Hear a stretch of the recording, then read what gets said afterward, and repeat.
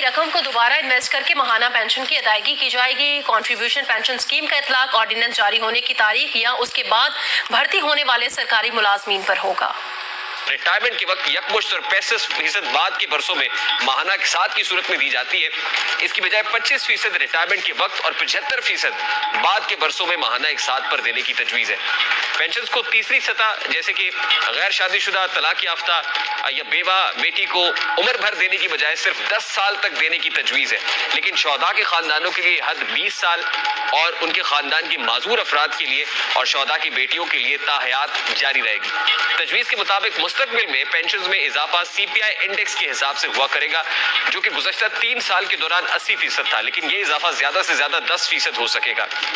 अफरात ज़र की शरह 10% से जायद होने की सूरत में हुकूमत खुसूसी तौर पर एक एडहॉक इजाफा तजवीज़ कर सकती है, जो अफरात ज़र मामूल पर आने के साथ ही खत्म कर दिया जाएगा।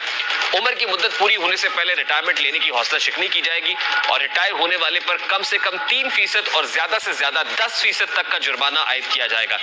ये समरी, जिसका नाम पेंशन इस्लाहात रखा गया है, वज़ीर आज़म को गुज़श्ता PDM की हुकूमत के दौरान भिजवाई गई थी, जिसमें कहा गया था कि मुलाजिम को सिर्फ एक पेंशन का इस्तेहकाक होगा, तब मुलाजिम को यह हक होगा कि वो ज्यादा रकम वाली पेंशन का इंतखाब करें। वो अफराद जिन्हें पब्लिक सेक्टर में दोबारा से नौकर रखा जाता है, उन्हें तनख्वाह और पेंशन दोनों के फवायद देने की वफाकी हुकूमत मजाज नहीं होगी।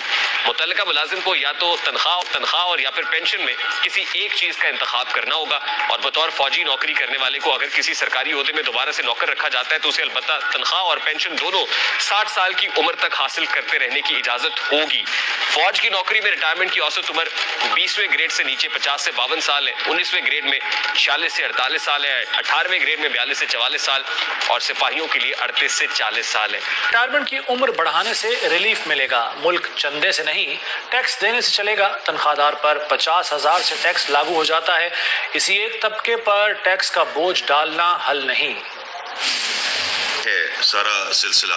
और आपको पता है कि ये काफ़ी बड़ी लाइबिलिटी है, पर इसको हमने आगे कैसे लेकर जाना है। पेंशन का बोझ है, उसको इस तरीके से by changing the service structures over a period of time. ये कोई एक चीज़ नहीं है कि एकदम आपको स्विच ऑन कर दें तो ये हो जाएगा, लेकिन आपने इसको उस तरफ अब ले जाना हमें पड़ेगा, ताकि ये जो पेंशन के ख़ास तौर पे जो खर्चा है ये आहिस्ता आहिस्ता ये हमारे काबू में आए। बहुत पुरुमीद हूँ कि जिस तरह ये इन्फ्लेशन नीचे आ रही है तो ये पॉलिसी रेट इंशाल्लाह नीचे आना शुरू होगा।